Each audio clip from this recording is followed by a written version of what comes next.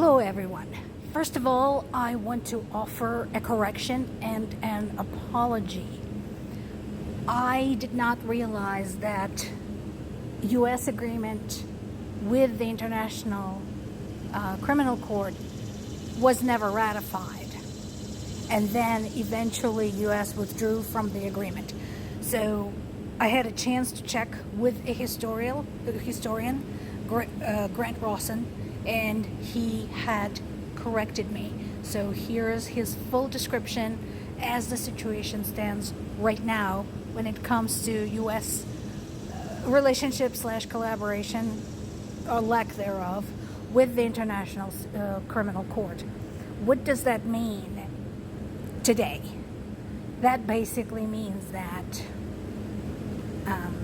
U.S. government has no obligation to arrest Vladimir Putin should he land on American soil. I'll let you ponder the implications of that.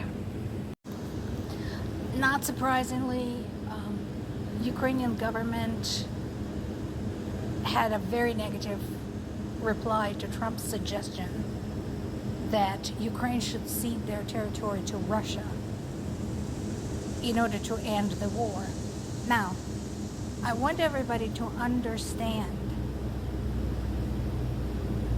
what Russia is asking and why it's so outrageous. So, Russia wants to keep Donetsk-Luhansk region just to agree to a ceasefire. So not to agree to stop the war, but just to agree to a ceasefire. In order to stop the war, they want 4 regions: Donetsk, Luhansk, Zaporizhia, and Kherson. Donetsk and Luhansk, having allowed Russian militants into their land back in 2014, are now having severe buyer's remorse. And Zaporizhia and Kherson regions are just plain not interested and never were. They never sold out. They never agreed to this. And as I showed you yesterday, there's a long history of violent resistance in the portions of Zaporizhia region, among others, that are currently occupied by Russia. And the last but not the least, this is where I agree with Zelensky. Any decisions that are made without Ukraine are at the same time decisions against peace. They will not bring anything. They're bad decisions. They will never work. I completely agree. To anyone who says, well, doesn't he want for the killing to stop? Sure. But I once again invite you to consider, what if it was your country? Somebody hacked off a piece of your country, whatever one you live in, and their condition for stopping the killing was to keep that peace. To keep that peace that they have already hacked off. And what if you were the one living in that portion? Would you agree? I'm still waiting for an answer to that. Also, anybody who believes that Putin will just stop with the portion of Ukraine is naive or stupid. Pick one. And yes,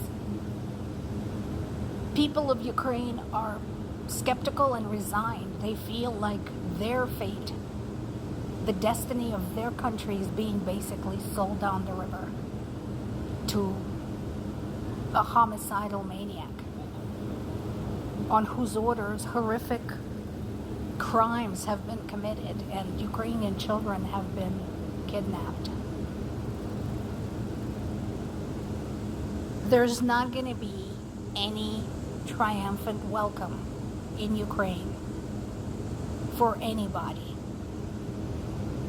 from Russia sanctioned by this decision.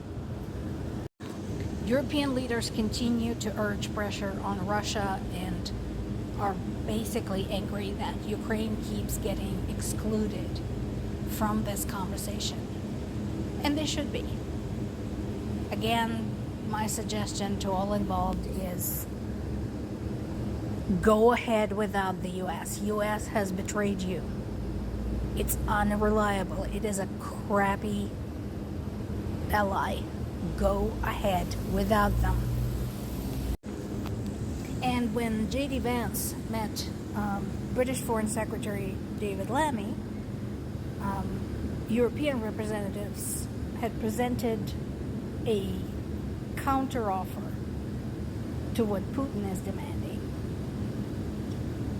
Basically, a ceasefire without any demands for any territory. And they are very dubious about the reciprocal exchange of territory. Ukraine didn't start this war. Why should they offer Russia anything? Russia has already taken more than their share. I'm not going to say fair share because there's nothing fair about it.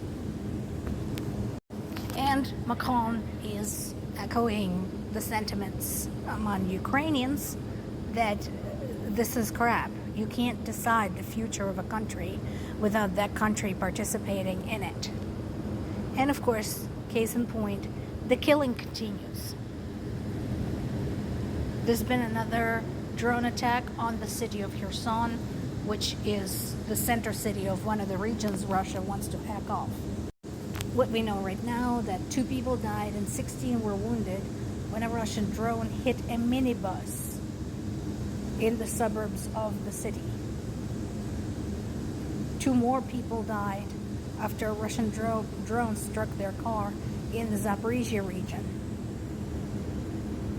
So, after what they have done to Kherson and Zaporizhia, not to mention Ukraine in general, do Russians really think they will be welcome there? Did they really think people of Zaporizhia and people of Kherson are just going to forget? I don't think so. Now, Zaporizhia is my stomping ground. I was born there. I was raised there. My family lives there.